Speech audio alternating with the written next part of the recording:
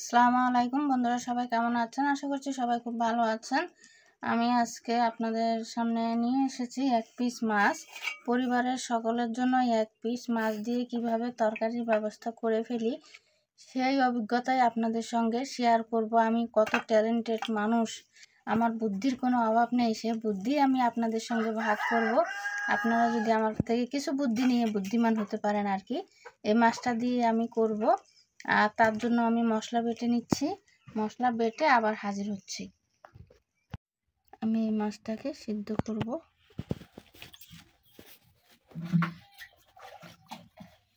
পানি দিয়ে দিচ্ছি, হালকা হলুদ দিয়ে দিব,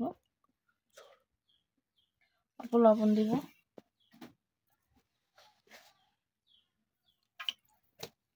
তার মধ্যে আমি দুটো আলু ধুয়ে কেটে নিয়েছি, এই আলুগুলো দিয়ে দিব।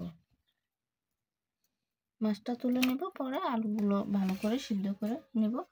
ঢেকে চুলায় বসিয়ে দিচ্ছি। মাছটা সিদ্ধ হয়ে গেছে, আমি মাছটা নামিয়ে নিব। আলুগুলো আরেকটু হতে হবে, একটু শক্ত আছে, হাত দিয়ে মাখা যাবে না। আমি আলুগুলো রেখে শুধু মাছটাই তুলে নিব। আলুগুলো সিদ্ধ হতে থাক। মাছটাকে আমি কাটা বেছে নিচ্ছি, আলুগুলো ঢেকে দিচ্ছি। মাছটা কিন্তু একদম সিদ্ধ হয়ে গেছে, আমি কাটাগুলো ফেলে দিচ্ছি। কাটাগুলো বেছে নিব, অনেক গরম। আমার আলুগুলো কিন্তু হয়ে গেছে, আমি এবার আলুগুলো নামিয়ে নিব। আলুগুলো যেহেতু অনেক গরম, আমি একটু ঠান্ডা করে নিব, তারপরে হাত দিয়ে মাখাতে হবে, এখন ধরা যাচ্ছে না। হালকা মরিচের গুঁড়া দিয়ে দিচ্ছি, জিরা, ধনে, হালকা হলুদ, আদা, রসুন, লবণ, কাঁচামরিচ, ধনে পাতা। আমি আবার ভালো করে মাখিয়ে নিব। আমি এভাবে করে নিব, আপনারা আপনাদের মনের মতো করে নেবেন। এই কোপ্তাটা কিন্তু খেতে খুবই ভালো লাগে। আপনাদের যদি হঠাৎ তরকারি না থাকে, এক পিস মাছ যদি ফ্রিজে পড়ে থাকে, তাহলে ওটা দিয়ে কিন্তু পুরো পরিবারের জন্য তরকারি করে নিতে পারবেন। আলু আরও বেশিও দেওয়া যেত, আমি কিন্তু বেশি দেইনি, কম করে দিয়েছি।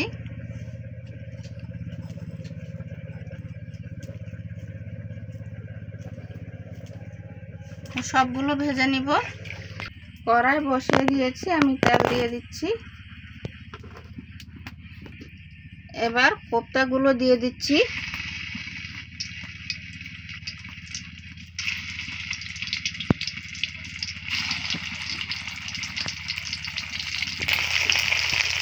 ভাজা হয়ে গেছে, আমি কিন্তু ডিম দিয়েছি, বলতে ভুলে গেছিলাম।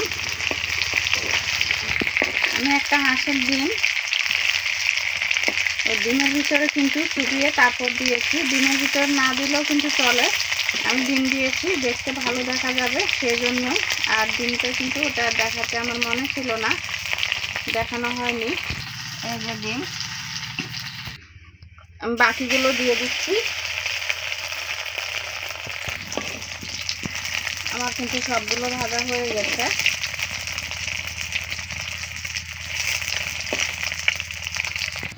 এই যে সবগুলো কিন্তু ভেজে নিয়েছি আমি। দেখে বোঝাই যাচ্ছে না যে একটা মাছ দিয়ে কতগুলো করে ফেলেছি।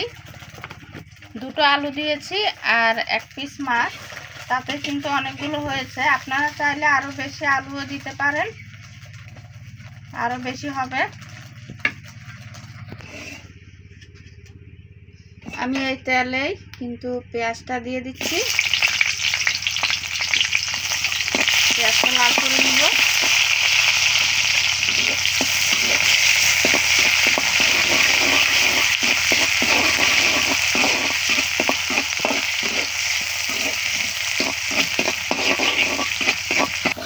পেঁয়াজটাকে লাল করে নিব। আজকে আজকে কিন্তু একটুও শীত নেই, একদম আজকে না, আজকে কয়েকদিনই শীতের দিন বলে মনেই হচ্ছে না। রান্না করতে বসলে একদম ঘেমে গরমের মতো হয়ে যাচ্ছি, মনে হচ্ছে না যেন গরমের দিন। শীত তো নেই, পৌষ মাস চলে যাচ্ছে, অথচ শীতের কোনো দেখা নেই। আমার পেঁয়াজটা লাল হয়ে গেছে, আমি এবার দিয়ে দিব পেঁয়াজ বাটা।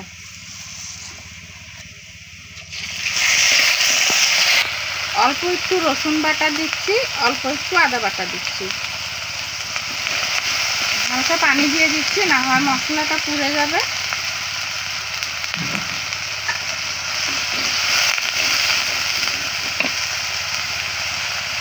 হালকা হালকা ধনে জিরা দিচ্ছি, হলুদ,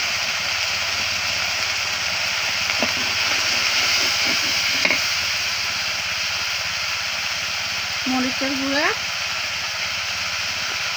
ভালো করে মশলাটা কষিয়ে নিব।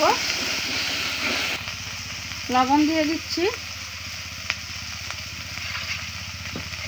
আর একটু পানি দিয়ে দিব।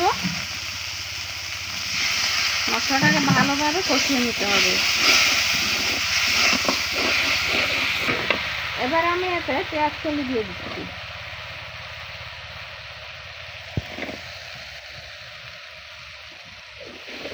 এবার আমি টমেটো দিয়ে দিচ্ছি।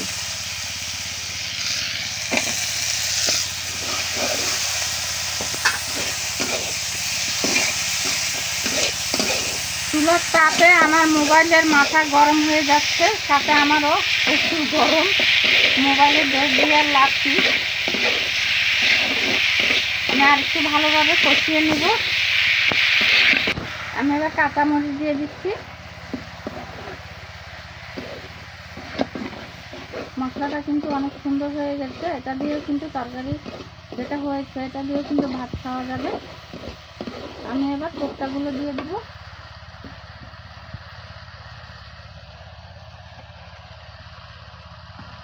কোপ্তাগুলো দিয়ে কিন্তু বেশি নাড়া যাবে না, ভেঙে যাবে। আমি এবার হালকা পানি দিয়ে দিব।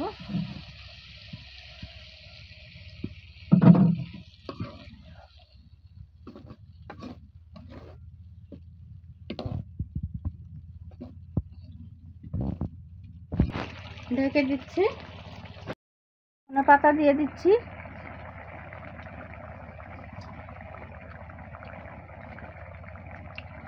আর একটু ঢেকে দিব। আমার কোপ্তাটা কিন্তু হয়ে গেছে, আমি এবার নামিয়ে নিব। তো বন্ধুরা, কেমন লাগলো অবশ্যই জানাবেন। ভালো লাগলে একটা লাইক দিবেন, শেয়ার করবেন। নতুন হয়ে থাকলে সাবস্ক্রাইব করে পাশে থেকে যাবেন।